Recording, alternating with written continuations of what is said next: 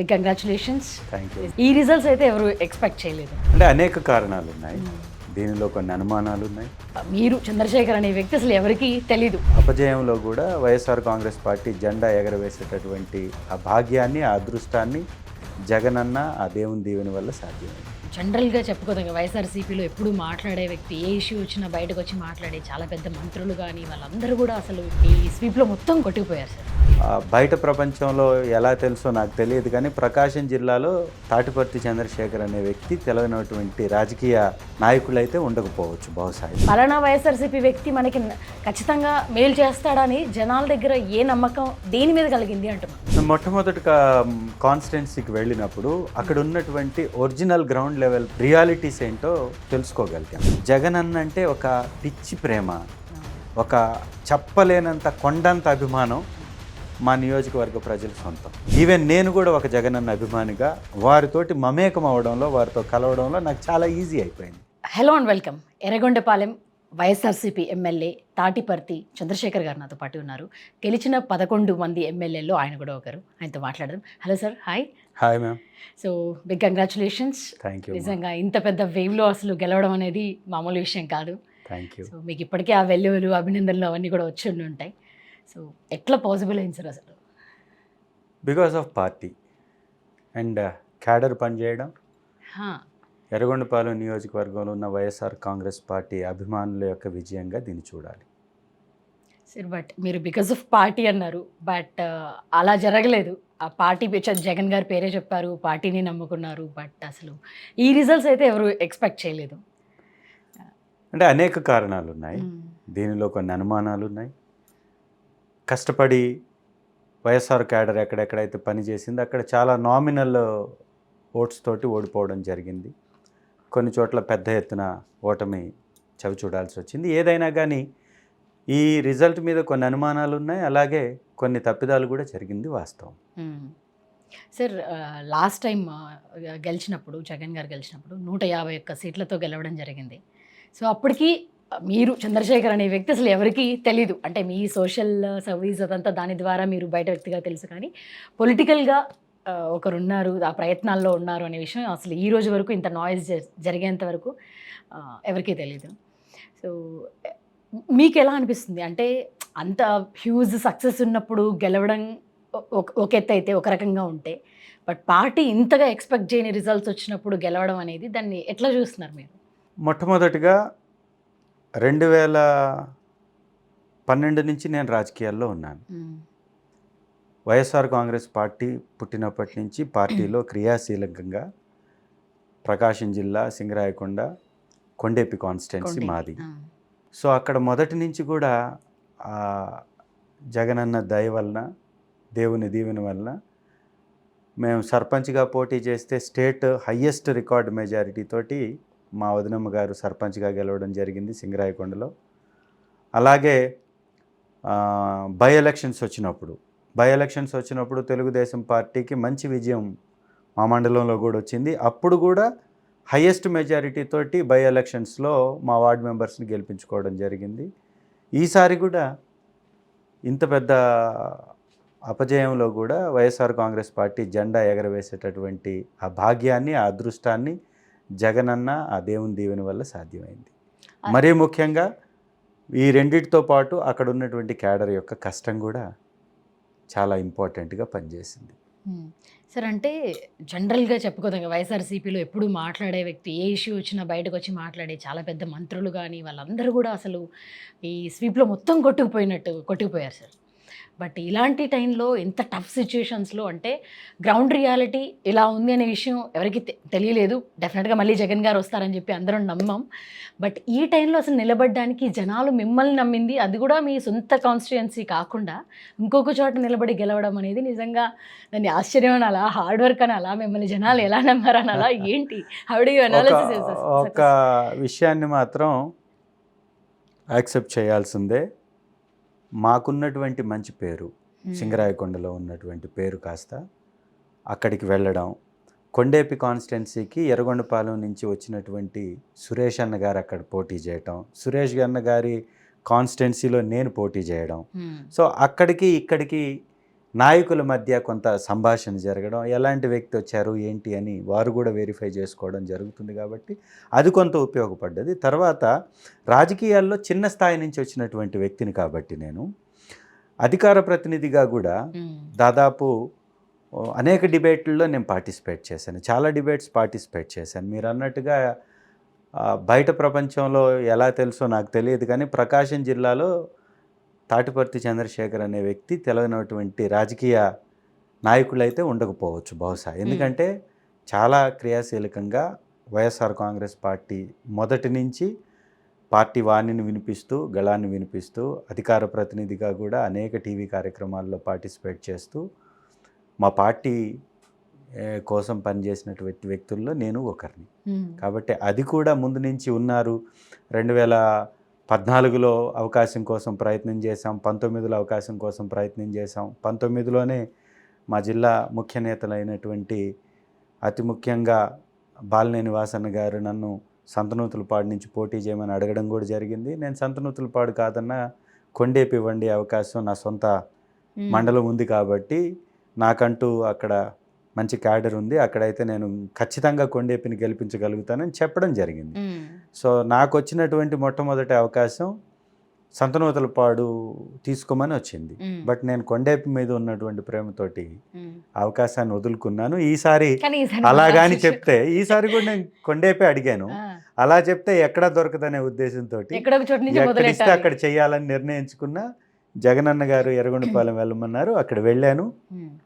చాలా మంచి క్యాడర్, చాలా మంచి వ్యక్తులు, వైఎస్ఆర్ కాంగ్రెస్ పార్టీకి బలమైనటువంటి నియోజకవర్గం, దాంతోపాటు మంచి అభిమానులు ఉన్నటువంటి గడ్డ ఎర్రగొండపాలెం.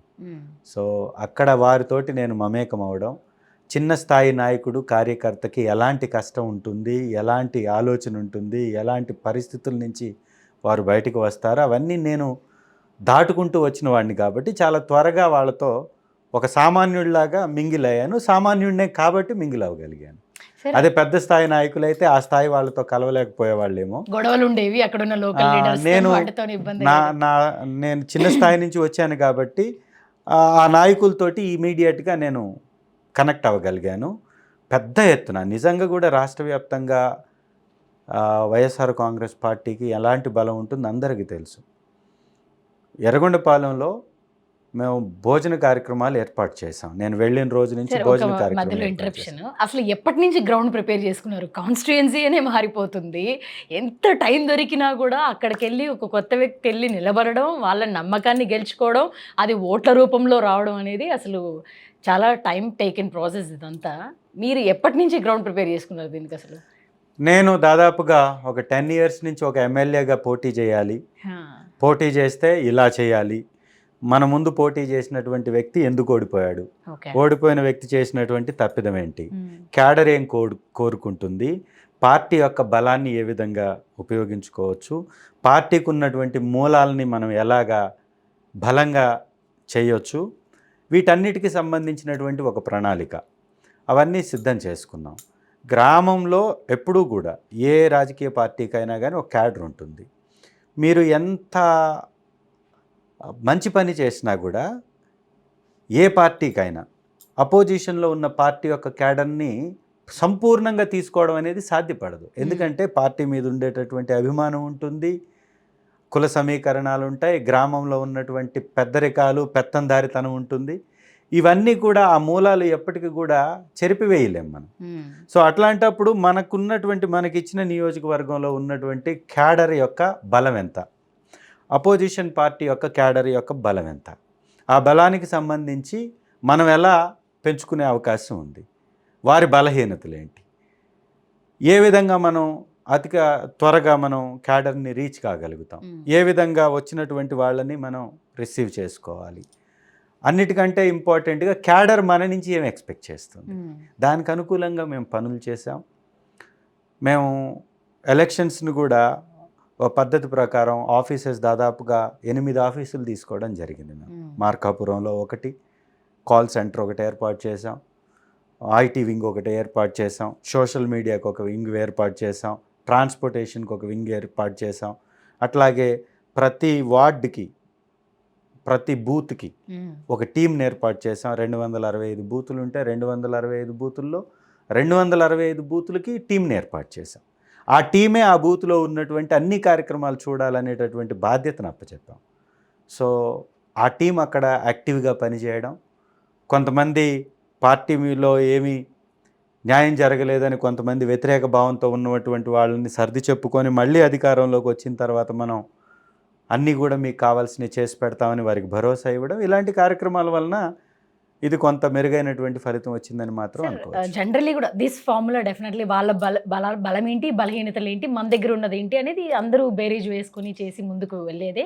సో దానికి నేను అనేది అంటే I don't know whether to, మేము కూడా ముందు నుంచి వైఎస్ఆర్సీపీ దాంట్లోనే ఉన్నాం, అదే అభిమానులుగా ఉన్నాం. మాది మదనపల్లి. అయితే అక్కడ ఓట్ చేసేటప్పుడు ఆ క్యాండిడేట్ కొత్త సార్ మాకు. బట్ ఒకటేంటి, జగన్ గారు గెలవాలి అన్న ఒక్కదాంతోనే క్యాండిడేట్ ఎవరైనా సరే ఓట్ అయితే వేయడం జరిగింది. కరెక్ట్. సో నేను అడిగేది, మీరు ఆ ప్రాంతం నుంచి అక్కడికి మారిన తర్వాత ఆ జనాలకి పలానా వ్యక్తి అయితే మనకి అంటే ఇంత గ్రౌండ్ రియాలిటీలో వేరే ఒపీనియన్స్ ఉన్నా పలానా వైఎస్ఆర్సీపీ వ్యక్తి మనకి ఖచ్చితంగా మేలు చేస్తాడని జనాల దగ్గర ఏ నమ్మకం దేని మీద కలిగింది అంటున్నా? మొట్టమొదటిగా కాన్స్టిట్యున్సీకి వెళ్ళినప్పుడు అక్కడ ఉన్నటువంటి ఒరిజినల్ గ్రౌండ్ లెవెల్ రియాలిటీస్ ఏంటో తెలుసుకోగలిగాం. ఓకే. డ్రింకింగ్ వాటర్ సమస్య ఉంది, బోర్లు ఏర్పాటు చేయాలి, ట్యాంకర్లతోటి వాటర్ తోలాలి. రాజకీయ పార్టీలు రాజకీయం చేసి ఎలక్షన్స్ అయిపోయిన తర్వాత బయటకు వదిలేసి వెళ్ళిపోయే పరిస్థితిలో ఉంటుంటాయి సహజంగా. బట్ అక్కడ ఎర్రగొండపాలెం నియోజకవర్గంలో వైఎస్ఆర్ కాంగ్రెస్ పార్టీ వచ్చిన తర్వాత జరిగినంత అభివృద్ధి గతంలో ఎన్నడూ జరగలేదు. దాంతోపాటుగా వైఎస్ఆర్ కాంగ్రెస్ పార్టీకి ఉన్నటువంటి అభిమానులకి వారికి కావాల్సినటువంటి వనరులు, మొట్టమొదటిగా డ్రింకింగ్ వాటర్. ఈ డ్రింకింగ్ వాటర్ ప్రాబ్లమ్ని మేము ఇమీడియట్గా సాల్వ్ చేయడానికి ప్రయత్నం చేసాం, అడ్రస్ చేసాం. బోర్లు వేయించడం, డ్రింకింగ్ వాటర్ ట్యాంకర్స్ స్వతహాగా సొంతంగా మేము పెట్టడం. ఎర్రగొండపాలెం నియోజకవర్గం అంటే కొండ ప్రాంతం, కొండలు, ఎస్టీ తాండాలు ఉండేటటువంటి ప్రాంతం. దూర ప్రాంతాల నుంచి ఎమ్మెల్యే అభ్యర్థి కోసమో లేకపోతే అక్కడ ఉన్నటువంటి నాయకుడిని కలవడం కోసం వచ్చేటటువంటి క్యాడర్కి అక్కడ భోజన సదుపాయం కూడా ఉండదు. ఎర్రగొండపాలెంలో ఉన్నటువంటి లిమిటెడ్ హోటల్స్లో ఒక్కసారిగా 100 మంది పోతే దొరికేటటువంటి పరిస్థితి కూడా ఉండదు. అలాంటిది మేము భోజనాలు మొదలుపెట్టాం. మొట్టమొదటి రోజు నుంచి భోజనాలు ఏర్పాటు చేయడం మొదలుపెట్టాం. ఒక పెద్ద ఎత్తున రోజుకి దాదాపు 500 నుంచి 1000 మంది భోంచేసేవాళ్ళు మా దగ్గర. అంటే అంత క్యాడర్ ఉత్సాహంగా పనిచేయడానికి ముందుకు వచ్చింది. సో దాంతోపాటుగా ఆర్థికంగా వెనుకబడ్డటువంటి కమ్యూనిటీస్ ఎక్కువ. ఆ కమ్యూనిటీస్కి కావాల్సినటువంటి సోర్సెస్ని క్రియేట్ చేయటంలో మేము వారికి భరోసా ఇవ్వగలిగాం. ఇవాళ ఆ బాధ్యత కూడా నాపై ఉంది. ఖచ్చితంగా వాటన్నిటిని కూడా నెరవేరుస్తాను. అన్నిటికంటే ఇంపార్టెంట్ జగన్ అన్న ఫేస్ వాల్యూ. జగన్ అన్న అంటే ఒక పిచ్చి ప్రేమ, ఒక చెప్పలేనంత కొండంత అభిమానం మా నియోజకవర్గ ప్రజల సొంతం. ఈవెన్ నేను కూడా ఒక జగనన్న అభిమానిగా వారితోటి మమేకం అవడంలో, వారితో కలవడంలో నాకు చాలా ఈజీ అయిపోయింది. అది కూడా ఒక కారణం. సరే, అంత ప్రేమ ఉన్న అభిమానులు మనుషులకి వాళ్ళకి అక్కడ ముందెందుకు ఏం వర్క్ ఎక్కడ జరగలేదంటారు? అంటే వాటర్ రిసోర్సెస్ దగ్గర నుంచి కూడా ఏది లేకపోవడం అనేది ఎందుకు జరగలేదంటారు? ఒక టర్మ్లో ఎవరు చేయలేరు. సంపూర్ణంగా మారాలంటే ఒక టర్మ్ సరిపోదు. వచ్చేటంటు వనరులను బట్టి మనం ఏర్పాట్లు చేయగలుగుతాం. ఈ రాష్ట్రం వెనుకబడినటువంటి రాష్ట్రంగా మార్చివేసినటువంటి గత పాలకుల యొక్క తప్పిదాల నుంచి ఒక్కొక్కటిగా బయటికి తీసుకొచ్చి ఒక్కొక్క నియోజకవర్గాన్ని సంపూర్ణంగా క్లియర్ చేయాలంటే కొంత టైం పడుతుంది. 100 సంవత్సరాల నుంచి కంప్లీట్ చేయలేనటువంటి సమస్యల్ని, తీర్చలేనటువంటి సమస్యల్ని 2 సంవత్సరాలు కరోనా పోయిన తర్వాత కేవలం 3 సంవత్సరాల్లో కంప్లీట్ చేయటం అంటే అది సాధ్యమయ్యే పని కాదు కదా. సో చేసినటువంటి వాళ్ళు కొంత చేశారు, ఇంకా చేయాల్సింది చాలా ఉంది, ఇప్పటికీ ఉంది. అది చేయాల్సినటువంటి బాధ్యత ఉంది, ఖచ్చితంగా చేస్తాం. సార్, మీరేమైనా అంటే రిజల్ట్ చూసిన తర్వాత అయ్యో ఓడిపోయిందే పార్టీ, బట్ నేను గెలిచాను, మొదటిసారిగా కూడా మీరు కూడా గెలిచారు, ఆ డిసప్పాయింట్మెంట్ ఏమన్నా ఉండిందా? ఖచ్చితంగా ఉంది. పార్టీ ఉంటేనే ఇంకొంచెం మనం ఏదైనా కానీ బలంగా చేయగలుగుతాం. ఇవాళ ఎలాంటి పరిస్థితి ఉంది అంటే, ఈ రాష్ట్రంలో అంతా ఒక ఎత్తు అయితే ఎర్రగొండపాలెం ఒక ఎత్తుగా ఈ రిజల్ట్స్ చూడాలి. ఎర్రగొండపాలెంలో అభిమానించినటువంటి మా యొక్క పార్టీ అభిమానుల్ని మేము కాపాడుకోవాలి. కాపాడుకోవడానికి వారికి చేయవలసింది వారికి ఉన్న కష్టాన్ని తీర్చేటటువంటి పనుల్ని చేయాలి. ఆ పనులు చేయాలంటే ప్రభుత్వం సహకరించాలి. ఓడిపోయినటువంటి వ్యక్తికి అత్యంత ప్రాధాన్యత ఇవ్వడం అనేది సహజంగా జరుగుతూ ఉంటుంది, ఇవాళ జరుగుతుంది. మేము గతంలో ఓడిపోయినటువంటి వాళ్ళని మా ప్రభుత్వంలో ఇంత కించపరచలేదు ఎక్కడ. ఈ ప్రభుత్వం చాలా అతిగా వారికి పెత్తనం ఇవ్వడం, ప్రభుత్వ డబ్బుని వారితో పంచించటం, ప్రభుత్వ పథకాలతోటి డబ్బు ముడిపడి ఉన్నటువంటి డబ్బుని ఒక నార్మల్ రాజకీయ నాయకుడి చేతికి ఎలా అందించగలుగుతాం? ఒక కార్యక్రమంలో పార్టిసిపేట్ చేయడం తప్పులేదు, అది ముందు నుంచి వస్తున్నటువంటి సాంప్రదాయంగా మనం చూడొచ్చు. బట్ డబ్బుని చేతికిచ్చి పంచిపివ్వడం అనేది ఇది ఒక తప్పుడు సంకేతం కదా. ఏ వ్యక్తి యొక్క మధ్యవర్తిత్వం లేకుండా పథకం ఇవ్వాల్సినటువంటి బాధ్యత ప్రభుత్వంపై ఉంటుంది, అది మేము చేశాం. ప్రభుత్వ డబ్బుని ఏ ప్రైవేట్ వ్యక్తి చేతికి అందించలేదు. మేము కావాలంటే మా పార్టీ బలాన్ని పెంచుకోవడానికి మా నాయకుల్ని మేము ఉపయోగించి ఉండేవాళ్ళం. కానీ మా ఉద్దేశం, చాలామంది మంచి వాళ్ళు ఉంటారు నాయకుల్లో, ఎవరో ఒకరు ఇద్దరు తప్పు చేసినా కూడా అది ప్రభుత్వం మీద మచ్చ తెచ్చేటటువంటి అంశంగా మారుతుంది. ప్రత్యేకించి ఆ కుటుంబం నష్టపోయే పరిస్థితి ఉంటుంది. ఏ కుటుంబానికైతే ఆ పథకం అందలేదు ఆ కుటుంబం నష్టపోతుంది. అంటే ఆ కుటుంబం మరొక నెల వరకు వెయిట్ చేయాలి, లేదా మరొక ప్రభుత్వం వచ్చే వరకు వెయిట్ చేయాలి, లేదా మరొక వ్యక్తి సహాయం చేసేదాకా వెయిట్ చేయాలి. సో అది జరగకూడదు ఏ కుటుంబానికి అంటే, ప్రతి అర్హత కలిగిన కుటుంబానికి మనం పథకం అందించాలంటే డెఫినెట్గా ఈ మధ్యవర్తిత్వం లేకుండా ఉంటే బాగుంటుంది, రాజకీయ ఇన్వాల్వ్మెంట్ లేకుండా ఉంటే బాగుంటుందని మేం చేశాం. అదే తప్పుగా అదే బూచీగా వారు ప్రచారం చేసి క్యాడర్ల మధ్య, అంటే పార్టీ క్యాడర్కి నాయకత్వానికి మధ్య ఒక గ్యాప్ని క్రియేట్ చేయాలనే ఉద్దేశంతో వారు ఒక తప్పుడు ప్రచారం చేసుకుంటూ వచ్చారు.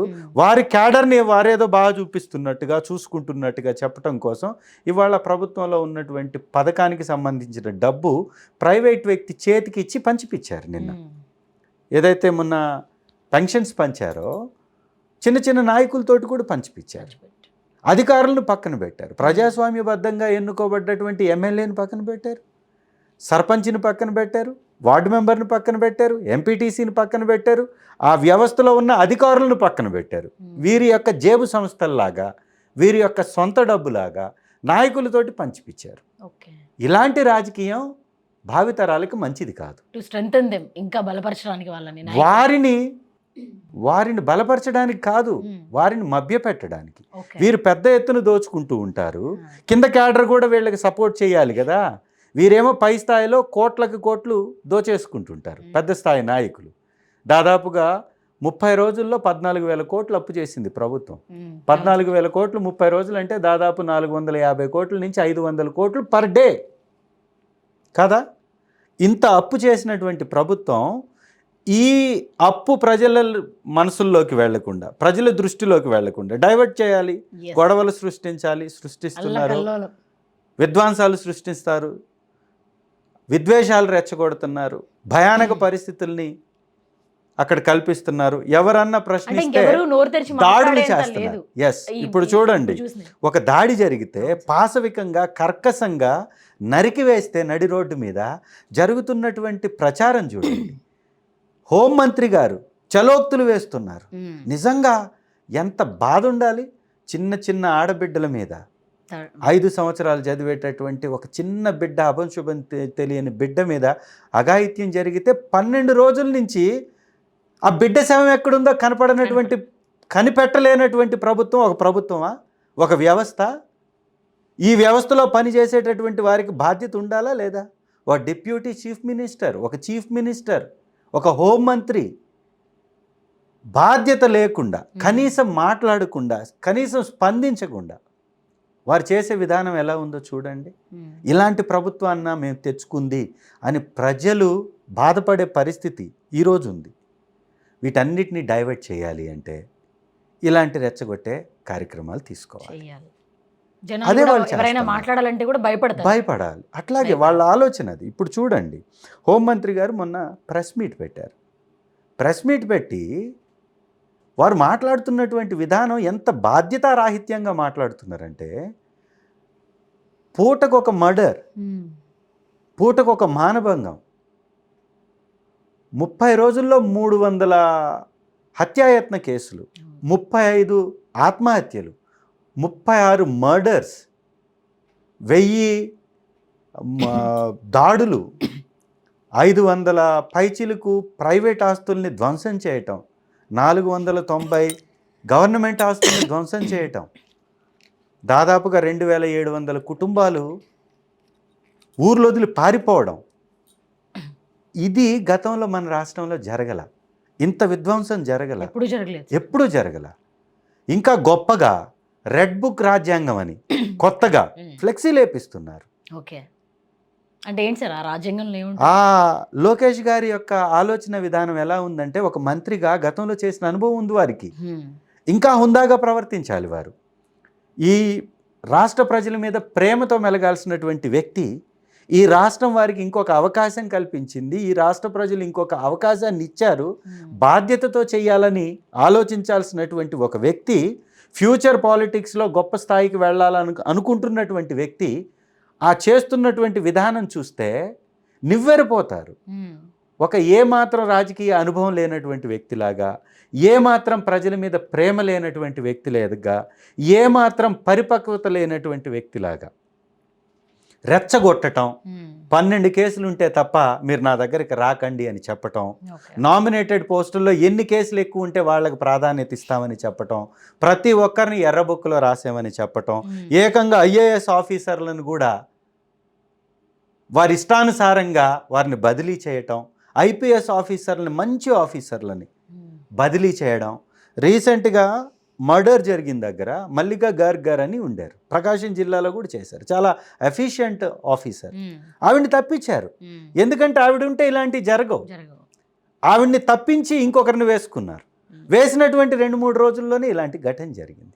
సో ఇంత దుర్మార్గపు రాజకీయం చేస్తున్నటువంటి ఈ ప్రభుత్వాన్ని ప్రజలను నిలదీయాలి. ప్రజాస్వామ్యవాదులు, ఇంటలెక్చువల్స్ దీని మీద మాట్లాడాలి. వారందరిని కూడా భయపెడుతున్నారు కాబట్టి చేతిలో 10 ఛానల్స్ పెట్టుకున్నారు. ఎక్కడెక్కడ రోడ్డు మీద విచ్చలు విడిగా చంపేస్తుంటే ఎవరైనా వచ్చి మాట్లాడాలంటే ధైర్యం చేయగలుగుతారు సార్. అదే చూడండి, ఎవరు మాట్లాడుతుంటే వ్యక్తిత్వ హననం చేస్తారు, ఆడపిల్లలతోటి సంబంధాలు అంటగట్టేస్తారు. ఒక చెప్పలేనటువంటి నీచ స్థాయిలోకి రాజకీయాలు దిగజారిపోతున్నట్టుగా ఈ ఆంధ్రప్రదేశ్లో కనపడుతున్నాయి. ఇది వాస్తవం. అంతేగాని సార్, రీసెంట్గానే ఎలక్షన్స్ ముందు ఒక అమ్మాయి తనకి ఇల్లు వచ్చిందని చెప్పి ఆనందంతో వ్యక్తపరిస్తే కూడా అమ్మాయి లాస్ట్కి వీళ్ళు చేసిన ట్రోలింగ్కి, వాళ్ళన్న మాటలకి ఆమె సూసైడ్ చేసుకుని చనిపోసిన పరిస్థితి. నాయకుల మీద కూడా ఇదే విధంగా చేస్తారు. యా సరే, ఇందాక మనం అనుకున్నాం అంటే మీరు గెలిచారు, బట్ ఆ టైంలోనే పార్టీ పూర్తిగా విఫలం అవ్వడం, ఓడిపోవడం చూసాం. But this is the right time మీకు కూడా ఇంకా అంటే ఇంతమందిలో మాట్లాడడానికి కూడా ఎవరో కొంచెం స్తంభించిపోయింది కదండి సార్ పరిస్థితి. అసలు ఈ రిజల్ట్స్ ఎక్స్పెక్ట్ చేయలేదు జనాలు కానీ, వాళ్ళ అభిమానులు కానీ, కార్యకర్తలు కానీ ఎవరు కూడా. సో మేబీ మీకు ఇది ఒక రైట్ టైం కూడా కదండి సార్ టు షైన్ మోర్, లేకపోతే బ్రైట్ అనే విషయానికి. ఆ మాట కన్నా కూడా నాపై బాధ్యత ఎక్కువ ఉందని నేను నమ్ముతున్నాను. ఎందుకంటే పార్టీ ఈ పరిస్థితిలో ఉన్నప్పుడు, పార్టీ మంచి చేసి ప్రజల మధ్యకి వెళ్ళిన తర్వాత కూడా ఇలాంటి రిజల్ట్స్ వచ్చినప్పుడు మనం చేసిన మంచిని చెప్పుకోవడానికి ఒక అవకాశం. మా ప్రభుత్వం ఎలా చేసింది అనేది రీసెంట్గా నీతి ఆయోగ్ ఇచ్చినటువంటి రిపోర్ట్లో కానీ, ఆర్బీఐ ఇచ్చినటువంటి రిపోర్ట్లో కానీ, కేంద్ర వ్యవస్థలు ఇస్తున్నటువంటి రిపోర్ట్లో కానీ ఏపీ రాష్ట్రం యొక్క పనితీరు మా ప్రభుత్వంలో ఎలా ఉంది అనేది గణాంకాలు రిలీజ్ చేశారు. అద్భుతమైనటువంటి రిజల్ట్స్ని సాధించింది. వైద్య రంగంలో నంబర్ 2 ప్లేస్లో ఉంది రాష్ట్రం. సో విద్యారంగంలో కూడా నంబర్ 1 ప్లేస్లో ఉంది రాష్ట్రం. ఎస్, ఇలాంటి గణాంకాలు కేంద్ర వ్యవస్థ అంటే ఎన్డీఏ కూటమిలో భాగస్వామి అయినటువంటి బీజేపీ పార్టీ చెప్తున్నటువంటి, బీజేపీ ప్రభుత్వం చెప్తున్నటువంటి గణాంకాలు ఇవి. ఇంత గొప్ప పరిపాలన అందించాం సరే, ఇంత పరిపాలన అందించి ఇవన్నీ చెప్పే అవకాశం ఉంది. మొట్టమొదటిగా 11 మందిలో ఒక వ్యక్తిగా చేసినటువంటి నా ప్రజలందరికీ, నా ఓటర్లందరికీ శిరస్సు వంచి నమస్కారం తెలియజేసుకుంటున్నా, కృతజ్ఞత తెలియజేసుకుంటున్నా. వారికి అండగా ఉంటాం, పార్టీకి అండగా ఉంటాను ఖచ్చితంగా. ఈరోజు నాపై ఉన్నటువంటి బాధ్యతని ఖచ్చితంగా పార్టీకి కోసం కష్టపడి నాపై ఉన్న బాధ్యతని సంపూర్ణంగా నిర్వర్తిస్తాను, దానిలో ఎలాంటి సందేహం లేదు. దాంతోపాటుగా నాకు వచ్చినటువంటి ఈ అవకాశాన్ని నేను చేయనివ్వడానికి కాదు, పార్టీ యొక్క పురోగతి కోసం, పార్టీ తిరిగి మళ్ళీ అధికారంలోకి పుంజుకొని రావడం కోసం, అధికారం దక్కించుకోవడం కోసం ఖచ్చితంగా ప్రయత్నం చేస్తాను. సార్, అంటే మీ కాన్స్టిట్యున్సీలో కూడా మీరు డెఫినెట్లీగా మీరు అన్నీ చూశాను, రియాలిటీ చూశాను, అక్కడ ఏమేమి అవసరం ఉందో అవన్నీ కూడా నేను చేస్తానని చెప్పారు. బట్ ఇప్పుడు అధికారంలో ఉన్న పార్టీ వేరు, how do you get the funds and మీరు ఇచ్చిన హామీలు కానీ వాటన్నిటిని ఎలా నెరవేర్చగలుగుతారు? నిజంగా it will be a big task to you. అది వాస్తవం అయినప్పటికీ కూడా ప్రభుత్వం వేరు, రాజకీయ పార్టీ వేరు. ప్రభుత్వంలో ఎవరున్నా కూడా నిజంగా కాన్స్టిట్యున్సీకి ఇవ్వాల్సినటువంటి నిధుల్ని ఇవ్వాల్సిందే. ఇవ్వకపోతే న్యాయ పోరాటం చేస్తాం, దీనిలో ఎలాంటి సందేహం లేదు. ఖచ్చితంగా ఎవరైతే దానికి అర్హత కలిగి ఉన్నారో, అర్హత కలిగినటువంటి వ్యక్తుల మీద దాడి జరిగినా, వారికి రావాల్సినటువంటి పథకాలు అందకపోయినా, మా కాన్స్టిట్యున్సీకి రావాల్సినటువంటి నిధులు రాకపోయినా, ప్రభుత్వ పరంగా ప్రభుత్వం ద్వారా రావాల్సినటువంటి ఎలాంటి నిధులు ఆటంకం కలిగినా న్యాయం ఉంది, చట్టాలు ఉన్నాయి, న్యాయ వ్యవస్థ ఉంది, ఖచ్చితంగా కోర్టులకు వెళతాం, అవి వచ్చే దిశగా పోరాడతాం. సార్, ఈ రిజల్ట్స్ ముందు వరకు అంటే మీరన్నట్టుగా మీ ప్రాంతంలో లేదా మీ పరిసర ప్రాంతాల్లో వాటన్నిటిలో మీరు అనేది తెలిసి ఉండొచ్చు. బట్ మీరు గెలిచిన తర్వాత మిగతా అందరికీ అటు తెలుగు స్టేట్స్లో ఎవరికైనా కూడా సో పలానా వ్యక్తి మొదటిసారి పోటీ చేశారు, మొదటిసారి గెలిచారు అనేది అందరికీ తెలుసు. సో దాని ముందు ప్రిపరేషన్ కానీ అసలు how it all started sir? అంటే మీరు ఇంతకుముందు రియల్ ఎస్టేట్లో ఉన్నారు, సోషల్ వర్క్ కూడా చేసి ఉన్నారని చెప్పి మేము విని ఉన్నాం. సో ఇవన్నీ కూడా preparation to get in to the politics, లేకపోతే what is your aim at the time? నేను నా ఆలోచన రాజకీయాల్లోకి రావడానికి నా మొట్టమొదటి ఆలోచన to serve the people. Okay. ఎవరైతే నీడీ పీపుల్ ఉన్నారో, నాకు కొన్ని స్వచ్ఛంద సంస్థలు ఉన్నాయి, వాటి ద్వారా నేను అనేక సంవత్సరాల నుంచి స్వచ్ఛంద కార్యక్రమాలు చేస్తూ ఉంటాను. వాటిలో నాకు దొరికినటువంటి సంతృప్తి నా బిజినెస్లో దొరకలేదు. అది ఒక సామాన్య వ్యక్తిగా నేను చాలా తక్కువ మందికే చేయగలిగాను అనేది నా ఉద్దేశం. అదే నేను ఒక ప్రభుత్వంలో ఒక భాగస్వామినైతే ఈ రాజకీయ వేదిక మీద కానీ మనం నిజంగా చేయగలిగితే అద్భుతాలు సృష్టించవచ్చని ఈ వేదికను ఎంచుకోవటం జరిగింది. దానిలో నాకు మొట్టమొదటి నుంచి కూడా విజయాలే వచ్చాయి. ఈరోజు కూడా నిజంగా నాకు సరైనటువంటి నియోజకవర్గం వచ్చింది. ఎందుకంటే అత్యధికమైనటువంటి వెనకబడిన తరగతులు ఉన్నటువంటి ప్రాంతం మా ఎర్రగొండపాలెం నియోజకవర్గం.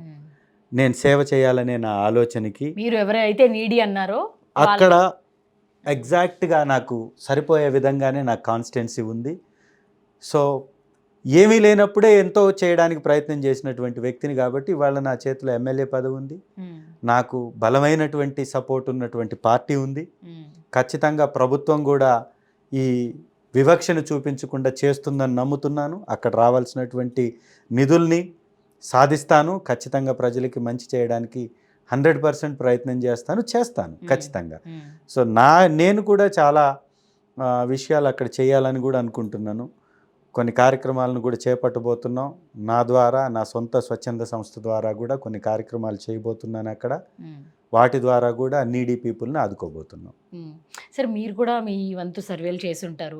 గ్రౌండ్ రియాలిటీ ఎట్లుంది, మీరు పోటీ చేస్తున్న కాన్స్టిట్యుయెన్సీలో ఎట్లా ఉంది, లేకపోతే చుట్టుపక్కల ఎట్లుంది, అవి ఏవేంటి, ఇవన్నీ మీరు అందరూ కూడా మీ పర్సనల్గా కూడా మీరు చేసి ఉంటారు. సో మీరు కంటెస్ట్ చేస్తున్నప్పుడు మీకు ఆ కాన్ఫిడెన్స్ నిజంగా ఉన్నిందా మీరు గెలుస్తారు అని చెప్పి? 100% నేను 40,000తో గెలుస్తున్నాను కాన్ఫిడెన్స్ ఉండింది. ఓకే. ఎందుకంటే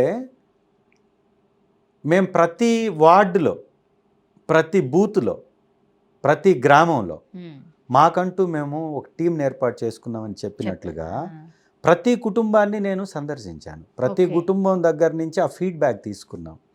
వైఎస్ఆర్ కాంగ్రెస్ పార్టీ చాలా వరకు కొన్ని మిస్ అయ్యాయి. ఎందుకంటే చాలా దూర ప్రాంతాలు ఉంటాయి. నాకు వచ్చినటువంటి సమయం తక్కువ. నేను జనవరిలో నాకు అవకాశం వచ్చింది. జనవరి నుంచి మే మధ్యలో ఉన్నది 4 నెలలే కాబట్టి 4 నెలల్లో అంత ఎక్కువ సమయం లేదు కాబట్టి పూర్తి కాన్స్టిట్యున్సీలు అన్ని ప్రతి కుటుంబాన్ని తిరగలేకపోయాను. బట్ చాలా వరకు కవర్ చేశాను. ఆ కవర్ చేసిన కుటుంబాలలో YSR Congress party vote bank ఏంటి అనేది చాలా స్పష్టంగా కనపడ్డది. ఆ కనపడ్డప్పుడు మేము చేసినటువంటి కార్యక్రమాలకి అవతల వైపున ఉన్నటువంటి వ్యక్తి 4 సంవత్సరాల నుంచి ఉండి కూడా వారు ఏం చేసినట్టుగా అక్కడ నేను గుర్తించలేదు. ఎందుకంటే అంటే అది వాళ్ళ క్యాడర్ వాళ్ళకుంటే ఉండొచ్చు, ఏ పార్టీ క్యాడర్ వాళ్ళకు ఉంటుంది. బట్ నీడీ పీపుల్ని ఎవరు అడ్రస్ చేశారనేదే ఇంపార్టెంట్. నేను వెళ్ళిన తర్వాత అనేక బోర్లు వేయించాను, వాటర్ క్యాంప్స్ పెట్టాం, వాటర్ సప్లై చేశాం మా మనీతోటి, మా సొంత మనీతోటి, ప్రభుత్వంతో సంబంధం లేకుండా. భోజనాలు ఏర్పాటు చేయడం జరిగింది. ప్రతి దగ్గర కూడా కార్యక్రమాలు ఓన్ ఫండ్ పెట్టుకొని మేము కార్యక్రమాలు చేయడం జరిగింది. చేసినప్పుడు అక్కడ ఉన్నటువంటి ఉత్సాహాన్ని కానీ అక్కడ ఉన్నటువంటి ఓట్ బ్యాంక్ని కానీ చూసినప్పుడు గతంలోకి వచ్చినటువంటి మెజారిటీ కన్నా ఎక్కువ మెజారిటీ వస్తుందని నమ్మాం బలంగా. నిజంగా కూడా ఇప్పుడు కూడా నా దగ్గరకు వచ్చినటువంటి జనాలు చెప్పేది ఏంటంటే, అన్న మా ఓట్లన్నీ ఏమైపోయాయన్న, ఇంకా రావాలి. మా గ్రామంలో వాళ్ళు ఎంతమంది అన్నా మేము ఎంతమంది అన్నా, ఇదిగో మా పరిస్థితి ఇది, మేము ఇంతమంది ఓట్లు వేసాం, గతం నుంచి ఇది ఉంది, ఇవాళ ఎక్కడికి పోయినాయి అన్న మా ఓట్లని వారు నన్ను అడుగుతున్నటువంటి పరిస్థితి ఉంది. సో చెప్పాలి, పైన వాళ్ళే చెప్పాలి. నిజమే సార్, అన్ని చోట్ల ఏమైందో పైన వాళ్ళే చెప్పాలి. ఏదేమైనా కానీ ఒక బలమైనటువంటి నాయకుడు కలిగినటువంటి పార్టీ జగన్మోహన్ రెడ్డి గారు, మా యొక్క అధ్యక్షుల వారికి ఉన్నటువంటి చరిష్మా నా విజయంలో కీలక భూమిక పోషించింది. దీనిలో ఎలాంటి సందేహం లేదు. వారి మీద ఉన్నటువంటి ప్రేమను బట్టే మమ్మల్ని చూస్తారు తప్ప మాకంటూ ప్రత్యేకంగా ఎంత పర్సెంట్ ఉంటుంది, చేసినటువంటి 1-2% ఆ తేడా ఉంటుంది తప్ప రిమైనింగ్ అంతా పార్టీ బలం, పార్టీ అధ్యక్షుల వారి చరిష్మా మీదే ఉంటుంది తప్ప రిమైనింగ్ది కానే కాదనేది మాత్రం స్పష్టం. ఇది వాస్తవం. దీన్ని బట్టి అంటే మీరు చెప్పేదాన్ని బట్టి కూడా 15 ఏళ్ళ నుంచి కానీ వీటన్నిటి నుంచి కూడా యూ ప్లాన్ యూ కెరీర్ అని అనుకోవాలా? నేను 100% కరెక్ట్. ఇది చేయడం కోసమే రాజకీయాన్ని ఎంచుకున్నా. అది కూడా వైఎస్ఆర్ కాంగ్రెస్ పార్టీలో సాధ్యం అవుతుంది కాబట్టి. ఎందుకంటే ఒక మంచి హృదయం కలిగినటువంటి వ్యక్తి మాత్రమే పేద ప్రజల యొక్క మంచిని ఆలోచించగలుగుతారు. మీరు ఈ దేశంలో అనేక రాజకీయ పార్టీలు ఉన్నాయి, చాలామంది పేదరికం నుంచి వచ్చినటువంటి పొలిటీషియన్స్ కూడా ఉన్నారు. వీళ్ళందరూ కూడా చేయలేనటువంటి పనిని వైఎస్ఆర్ కాంగ్రెస్ పార్టీ ద్వారా జగనన్న చేసి చూపించాడు. ఈ రాష్ట్రంలో 1,67,00,000 కుటుంబాలుంటే 1,40,00,000 కుటుంబాలకి ఆర్థిక లబ్ధి చేకూర్చినటువంటి నాయకుడు జగన్మోహన్ రెడ్డి గారు. అంటే ఎంత పెద్ద ఎత్తున అవసరాన్ని కలిగిన వ్యక్తులు ఉన్నారు ఈ రాష్ట్రంలో అనేది చెప్పడానికి దీన్ని మించిన ఉదాహరణ లేదు. మీరు ఒక ప్రభుత్వ పథకానికి అర్హత కలిగి ఉన్నారు అంటే మీ యొక్క ఆర్థిక స్థితి వెనకబడి ఉందని అర్థం. సో అన్ని కుటుంబాలు కలిగినటువంటి ఈ రాష్ట్రానికి ఒక మంచి దిశలో నడిపించగలిగే నాయకుడు జగన్మోహన్ రెడ్డి గారని వారి యొక్క నేపథ్యాన్ని బట్టి, వారి కుటుంబ నేపథ్యాన్ని బట్టి, రాజశేఖర్ రెడ్డి గారు దివంగత మహానేత వారు చేసినటువంటి కార్యక్రమాలను బట్టి, ఆరోగ్యశ్రీ అనేటటువంటి ఒక గొప్ప కార్యక్రమం ద్వారా ఏ విధంగా పేద ప్రజల యొక్క ఆరోగ్య స్థితిగతుల్ని మార్చారు అది మనం చూసాం. ఇవాళ జగన్మోహన్ రెడ్డి గారు వచ్చిన తర్వాత విలేజ్ క్లినిక్ వ్యవస్థని తీసుకొచ్చి 17 మెడికల్ కాలేజీలను కట్టించి విలేజ్ క్లినిక్స్ని ఆ మెడికల్ కాలేజీలతో అనుసంధానం చేసి 3,000 పైచిలకు ట్రీట్మెంట్లని ఆరోగ్యశ్రీలో పెట్టి 20 లక్షల రూపాయలు ఒక వ్యక్తికి ఆరోగ్యశ్రీ లిమిట్నిచ్చి పేదవాళ్ళ యొక్క ఆరోగ్య పరిస్థితి మెరుగుపడాలని ప్రయత్నం చేసినటువంటి నాయకుడు జగన్మోహన్ రెడ్డి గారు. ఈ ప్రయత్నం ఎవరైనా చేశారా? ఎవరు చేసినా కానీ ఇవాళ చూస్తే మీరు తెలుగుదేశం అధికారంలోకి వచ్చింది. ఏం చేసి అధికారంలోకి వచ్చింది అంటే ఇంకొక 10 హామీలు లేనిపోయినవన్నీ ఇవ్వడం వల్ల 6 అబద్ధాలు చెప్పి అధికారంలోకి వచ్చారు. నిజంగా చంద్రబాబు నాయుడు గారికి కూడా ఇది ఒక మంచి అవకాశం. వారి మీద ఒక పెద్ద అప్రతిష్ఠ ఉంది. ఏంటంటే ఎలక్షన్స్కి ముందు హామీలు ఇస్తాడు, గెలిచిన తర్వాత ఎగ్గొట్టేస్తాడు అని. అది అనేక సందర్భాల్లో వారు దాన్ని నిజం చేశారు. అది అబద్ధం అని చెప్పుకోవడానికి ఇప్పుడు ఒక అవకాశం ఉంది.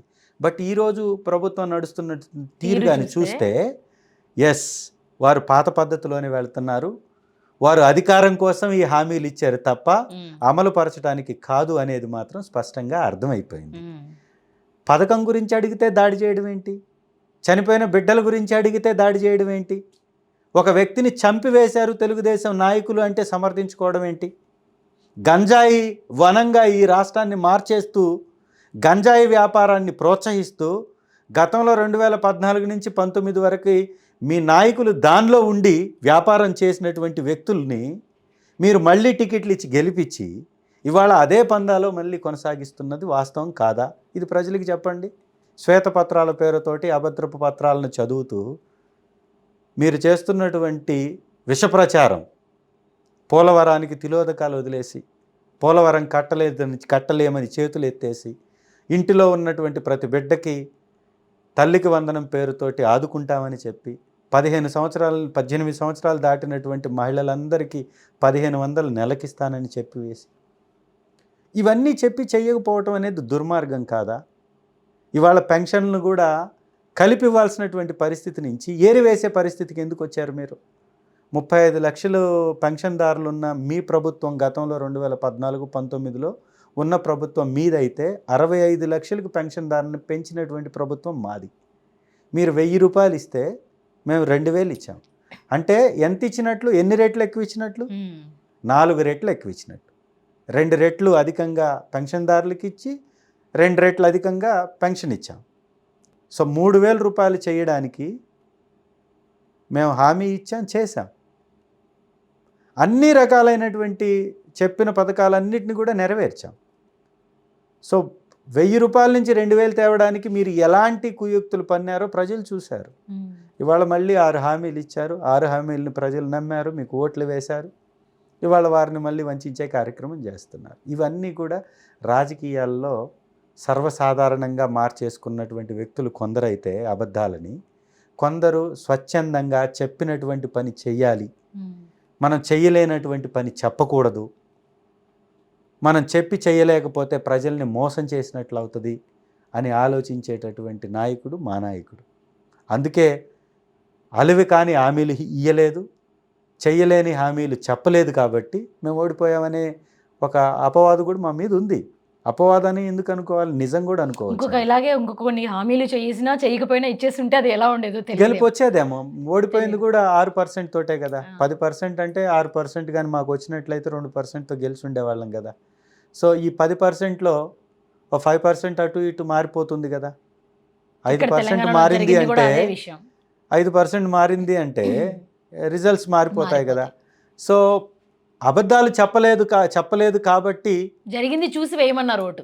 చెప్పలేదు కాబట్టి ఓడిపోయామనే వాళ్ళు కూడా ఉన్నారు.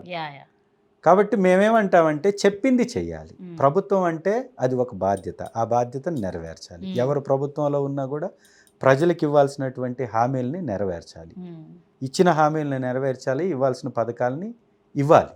ఇది వారు మరచి ఈ విధంగా చేయటం అనేది దుర్మార్గం. ఈ రాష్ట్ర ప్రజలు చేసుకున్నటువంటి దురదృష్టంగా భావించాలి. సరే, వాళ్ళకి ఇంకా 5 ఏళ్ల పాటు టైం ఉంది. బట్ మీరు ఇందాక అన్నట్లుగానే అది ఒక రీజన్ అయితే కనుక, అంటే లేనిపోని హామీలు విచ్చలవిడిగా ఇచ్చేయడం అనేది అసలు జరగలేదు. మేము ఇచ్చిన హామీలన్నింటినీ 99% మేము చేసామని చెప్పి జగన్ గారు అది చూపించే ఓటు అడిగారు. మీ కుటుంబంలో మేలు జరిగితేనే ఓటేయమని చెప్పి అడిగారు. బట్ ఇంత దారుణమైన రిజల్ట్ నోబడీ ఎక్స్పెక్టెడ్. సో అసలు ఏంటి సార్ రీజన్? అదే చెప్తున్నాం కదా మేడం, దీని మీద అనేక అనుమానాలు ఉన్నాయి. దీనిలో ఆ అనుమానాలని నివృత్తి చేయాల్సినటువంటి వ్యవస్థలన్నీ కేంద్ర ప్రభుత్వంలో, రాష్ట్ర ప్రభుత్వంలో ఉన్నప్పుడు న్యాయం జరుగుతుంది, నివృత్తి చేసి బయట పెడతారని నేను అనుకోను. అది జరగదు. కాబట్టి ఇవాళ అంటే గవర్నమెంట్ 5 years ఏం లేవంటారా?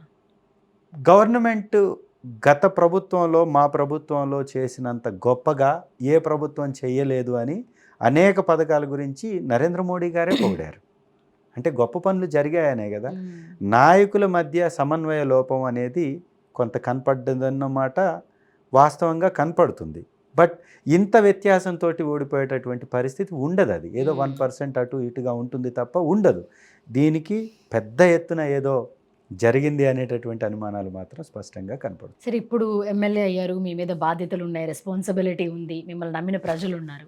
సో బిఫోర్ దట్ మీకు అంటే మీ వ్యాపారాలు లేదా మీ బిజినెస్లు లేకపోతే మీ స్వచ్ఛంద సంస్థలు మీరు నడుపుకోకుండా what are your other interest? మీకున్న ఇంట్రెస్ట్లు ఏంటి? మీకు ఒకవేళ టైం దొరికితే లేదా సినిమాలు చూడడం లేకపోతే ఏంటి, అలా ఏదైనా ఉండేదా? ఉండేది. మూవీస్ చూసేవాళ్ళం అప్పుడప్పుడు, ఎప్పుడు కాదు అప్పుడప్పుడు. ఇప్పుడు అవన్నీ ఏం లేదు మేడం. అవకాశం ఉన్నంత వరకు ప్రజల కోసం పనిచేయటం. ఇప్పుడు ఉన్నటువంటి పరిస్థితిలో, రాష్ట్రం ఉన్నటువంటి పరిస్థితిలో మా కాన్స్టిట్యున్సీకి నేను చేయాల్సినటువంటి బాధ్యతల రీత్యా ఎంజాయ్మెంటు, ఎంటర్టైన్మెంటు ఇలాంటి పదాలకి తావే లేదే లేదు. ఖచ్చితంగా ప్రజల కోసం పనిచేయాల్సినటువంటి సమయంలో కూర్చొని ఉన్నాం. ఎంత ఎక్కువ సమయం దొరికితే అంత ఎక్కువ సమయాన్ని ప్రభుత్వంలో జరుగుతున్నటువంటి తప్పిదాలను బయటికి తీసి ప్రజలకు వివరించి ప్రభుత్వం ఆ తప్పిదాలను సవరించుకునేటటువంటి సూచనలు వారి మీద ఒత్తిడి తేవటానికి ఉపయోగించటమే తప్ప ఇంకా వేరే దానికి ఆస్కారమే లేదు. Right sir. అంటే ఇప్పుడు మీరు చేయాల్సిన బాధ్యత అది ఇప్పుడు ప్రస్తుతానికి దాని గురించి మాట్లాడండి. Generally this a personal interview కాబట్టి వాట్ ఆర్ యువర్ ఇంట్రెస్ట్ మీరు తెలుసుకోవడం కోసమని. సో నేను ఎప్పుడు చదవడం లాస్ట్ నాకు ఎక్కువ ఇష్టం. సో ఎప్పుడైనా సమయం దొరికినప్పుడల్లా ఈ ప్రపంచంలో, ఈ దేశంలో, ఈ రాష్ట్రంలో జరుగుతున్నటువంటి పరిస్థితుల మీద చదవడం బాగా ఎక్కువగా చదువుతుంటాను. అది ఇష్టం. సమయం దొరికినప్పుడు ఆ పని చేస్తుంటాను. ఓకే. సో మీకు ముందేమైనా పవన్ కళ్యాణ్ గారి సినిమాలు చూడడం, ఆ తర్వాత నుంచి మళ్ళీ ఇటు ఆయన పొలిటీషియన్‌గా రావడం ఇది ఏదైనా ఉండిందా? చిరంజీవి గారి సినిమాలు చూసేవాడిని.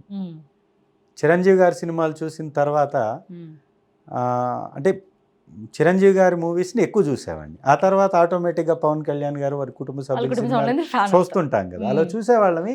రాజకీయాలు వేరు, సినిమా వేరు, సినిమా రంగం వేరు. రాజకీయాల్లో చిరంజీవి గారు ఫెయిల్ అయినప్పటికీ కూడా సినిమాలలో ఆయన మంచి నటుడు, ఆయన ఒక మంచి వ్యక్తి కూడా. సో అలాగే పవన్ కళ్యాణ్ గారు కూడా సినిమాల పరంగా ఖచ్చితంగా వారిని వారిని అభినందించాల్సిందే. వారికి ఉన్నటువంటి ఆ ఫ్యాన్ ఫాలోయింగ్ కానీ అదంతా కూడా చాలా గొప్పగా ఉంటుంది. బట్ ఒరిజినల్ రాజకీయ పరిస్థితిలోకి వచ్చేసేటప్పటికి పవన్ కళ్యాణ్ గారు నిజంగా ఈ రకంగా మారిపోతాడని మాత్రం ఎక్స్పెక్ట్ చేయలేదు. ఎందుకంటే వారిని గతం నుంచి చూసిన పర్సనాలిటీ ఇప్పుడున్నటువంటి పర్సనాలిటీకి తేడా ఉంది. గతంలో వారు మాట్లాడినటువంటి మాటలు కానీ, వారు కోట్ చేసినటువంటి వ్యక్తులు కానీ, వారు సమాజం మీద వారు వేసినటువంటి ముద్ర కానీ, వారిని అనుసరిస్తున్నట్టుగా వీరు చేసినటువంటి ప్రసంగాలు కానీ, ఏదో ఈ పవన్ కళ్యాణ్ గారు ప్రజలకు మేలు చేస్తాడేమో అని ప్రజలు నమ్మారు. ఒక సామాన్య కార్యకర్తగా, సామాన్య వ్యక్తిగా నేను కూడా అనుకున్నాను. But when he became politician, అది పూర్తిగా సంపూర్ణంగా మార్చివేశాడు.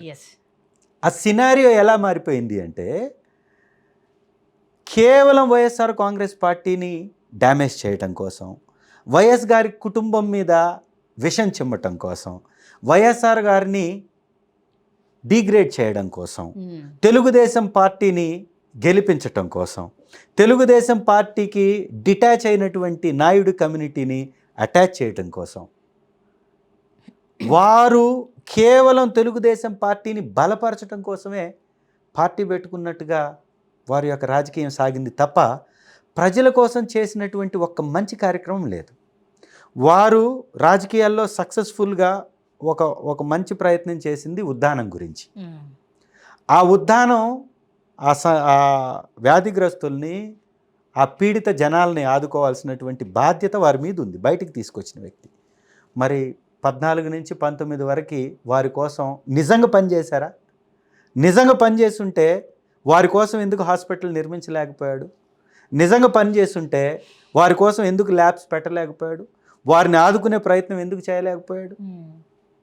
అంటే పొలిటికల్ మోటో తప్ప నిజమైనటువంటి నిస్వార్థ ఆలోచన వారికి లేదు అని స్పష్టమవుతుంది అక్కడ. మేము వచ్చిన తర్వాత మా ప్రభుత్వంలో 100 కిలోమీటర్ వాటర్ పైప్ లైన్ వేసి, కోట్ల రూపాయలు ఖర్చు పెట్టి, ఒక బ్రహ్మాండమైన హాస్పిటల్ కట్టి, పర్మనెంట్ సోర్స్ని అక్కడ ఏర్పాటు చేస్తే ఒక్క అప్రిషియేషన్ రాలేదు వారి తరఫు నుంచి. బట్ జనాల నుంచి ఉంది సార్, అది ఉంటుంది. కానీ వారి నుంచి ఎవరైతే దాని గురించి మాట్లాడారో ఆ సమస్య తీరిన తర్వాత ఒక్కసారి కూడా అప్రిషియేట్ చేయకపోవడం, ప్రభుత్వాన్ని ఒక్కసారి కూడా అభినందించకపోవడం, ఇది పక్తు రాజకీయం కాదా? ఈరోజు 32,000 మంది మహిళలు మా ప్రభుత్వంలో మిస్సింగ్ అయ్యారని చెప్పేసి పదే అబద్ధాలు వల్లించారు. నేషనల్ క్రైమ్ రికార్డ్స్ ప్రకారం 18వ స్థానంలో ఏపీ ఉంది అని ఈ ఎన్డీఏ గవర్నమెంట్ చెప్తుంటే వీరు మాత్రం మొదటి స్థానంలో ఉందని అబద్ధపు ప్రచారాలు చేశారు. ఎస్, మీరు చేసింది వాస్తవం, నాకెవరో ఒక పెద్ద చెప్పాడు, కేంద్రంలో ఉన్నటువంటి ఒక నాయకుడు చెప్పాడు అన్నావు కదా పవన్ కళ్యాణ్ గారు. మీరు ఇవాళ డిప్యూటీ చీఫ్ మినిస్టర్ స్థాయిలో ఉన్నారు. ఎక్కడ ఉన్నారు ఆ 32,000 మంది మహిళలు? కనిపెట్టాలి కదా మీరు. ఆ చెప్పినటువంటి పెద్ద పేరు బయట పెట్టాలి కదా. పోనీ అవి మీరు ఎలాగూ చేయట్లేదు, ఇవాళ జరుగుతున్నటువంటి దాడుల్ని ఆపే ప్రయత్నం జరుగుతుందా? ఇవాళ ఒక మహిళా హోంమంత్రి గారిని పెట్టి వారి ద్వారా మీరు ఇలాంటి వాటిని ఆపాల్సినటువంటి పరిస్థితిని మీరు ఎంతకు దిగదార్చారంటే దిశ యాప్ని ఆపివేసేటట్టు, అదేదో ఒక భూతంలాగా దాన్ని చిత్రీకరించడానికి, ఆ హోంమంత్రి గారిని హోం అంటే ఇంట్లో ఉండి పనిచేసేటటువంటి మంత్రిగా, హోంమంత్రిత్వ శాఖ అంటే హోంలో ఉండి చేసే శాఖలాగా తయారు చేసి ఆవిడ అప్పుడప్పుడు రావడం, ఒక ప్రెస్ మీట్ పెట్టడం, దానిలో కామెడీ పండించేసి వెళ్ళిపోవడం.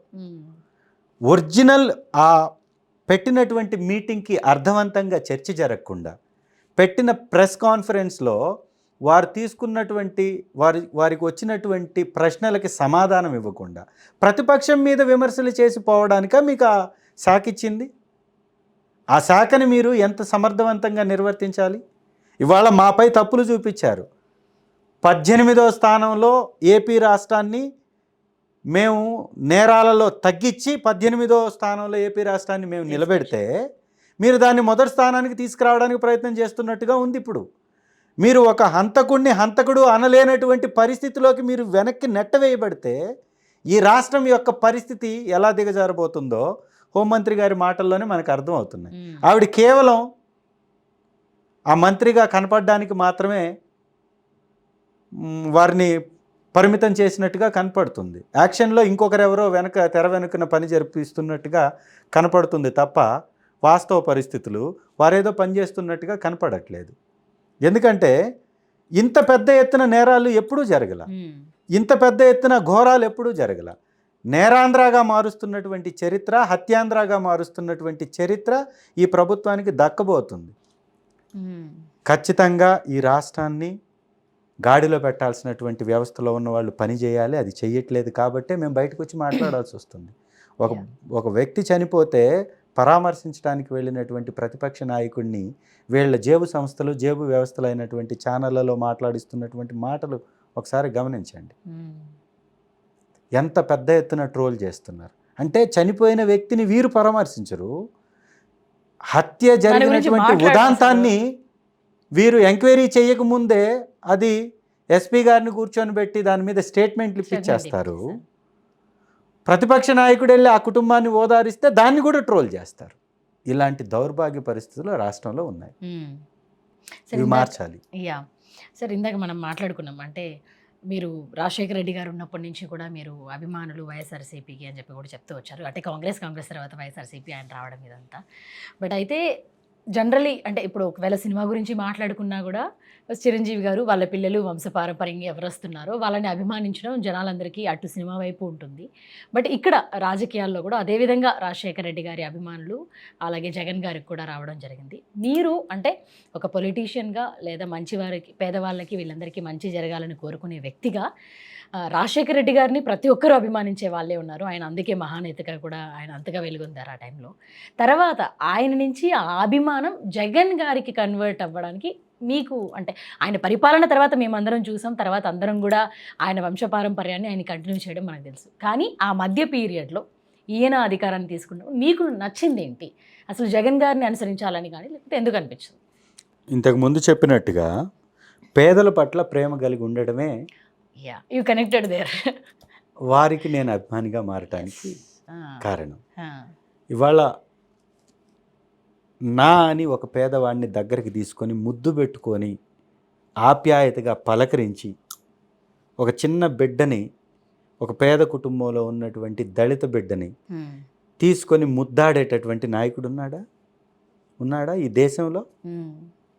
యూపీ గవర్నమెంట్లో ఆ రోజు నేను చూశాను, ముఖ్యమంత్రి గారు వెళ్తుంటే సోప్స్ డిస్ట్రిబ్యూట్ చేశారు దళిత గ్రామాల్లో అనేటటువంటి వార్త పెద్ద ఎత్తున హల్చల్ చేసింది.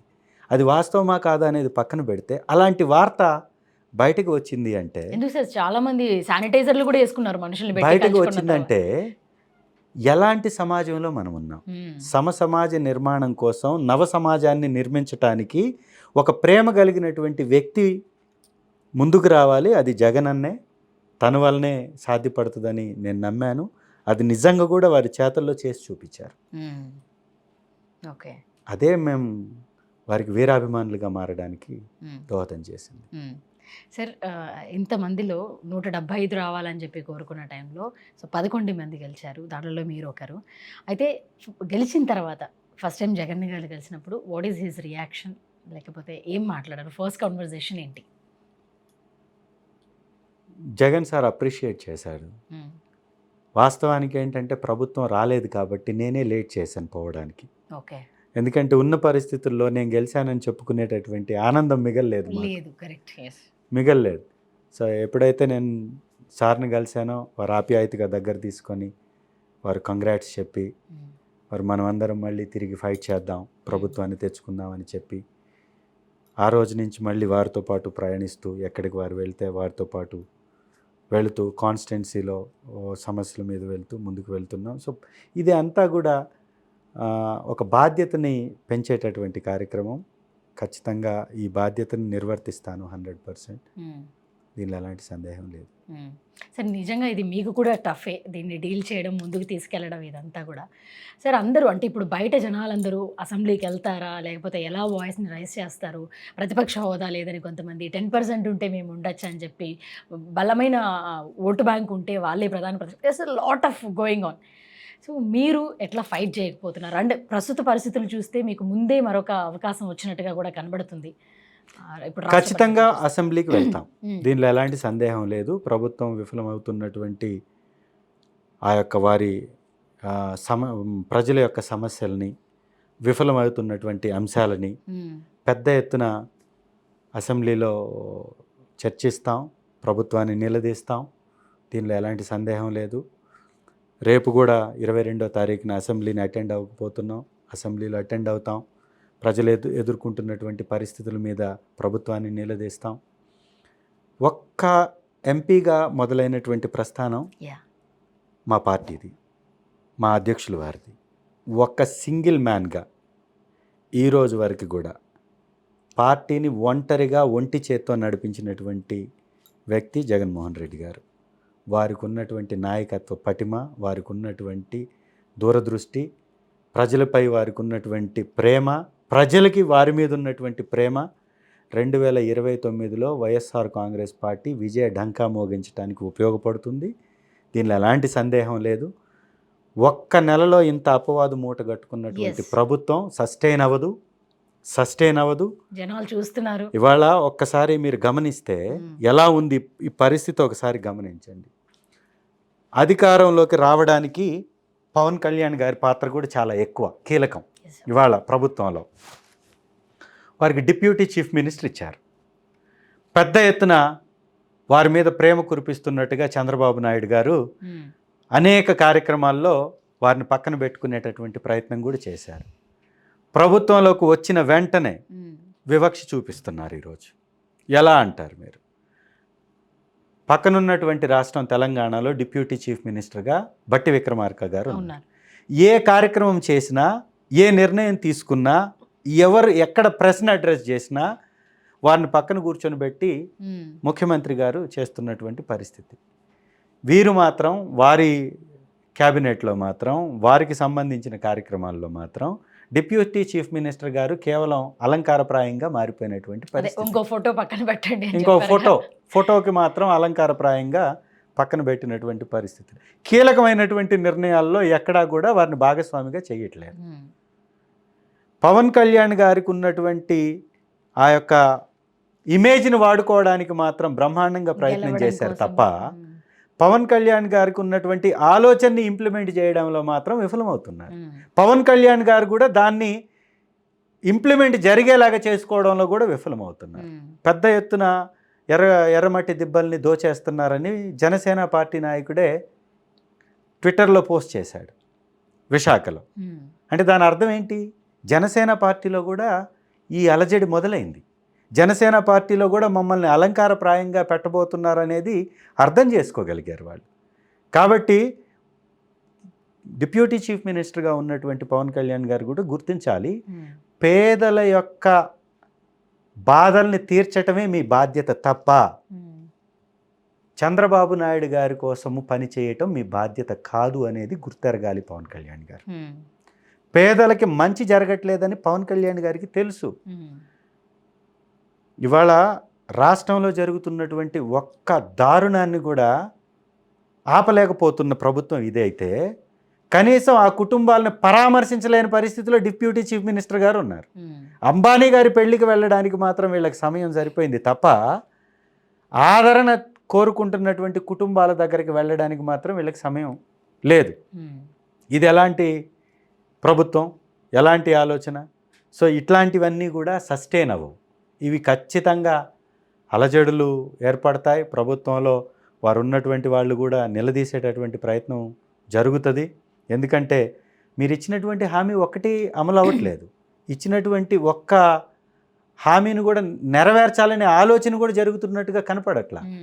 అన్నిటికంటే ఇంపార్టెంట్గా సంపద సృష్టిస్తానని అధికారంలోకి వచ్చారు చంద్రబాబు నాయుడు గారు.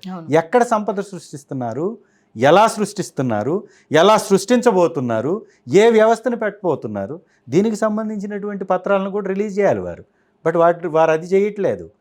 ప్రతి వ్యవస్థలో తన సొంత మనుషులను వేసుకోవడం కోసం ఆ గతంలో ఉన్నటువంటి మనుషులు తప్పులు చేశారని శ్వేతపత్రాల రూపంలో వారి మీద నిందలు వేయటం, వారిని తొలగించటం, కొత్త వాళ్ళని వేసుకోవడం, దీనికోసం వారి సమయాన్ని వృధా చేస్తున్నారు తప్ప వీరు చేసే తప్పులు రేపు సరిదిద్దేటటువంటి అధికారులు గతంలో చేసినటువంటి తప్పుల్ని ఎవరైతే సరిదిద్దుతారో ఆ అధికారులను వేసుకుంటున్నారు తప్ప పరిపాలనని సరిగా చేయటానికి, పేద ప్రజల్ని ఆదుకోవడానికి ఎలాంటి అధికారి కావాలనేది ఆలోచించట్లేదు.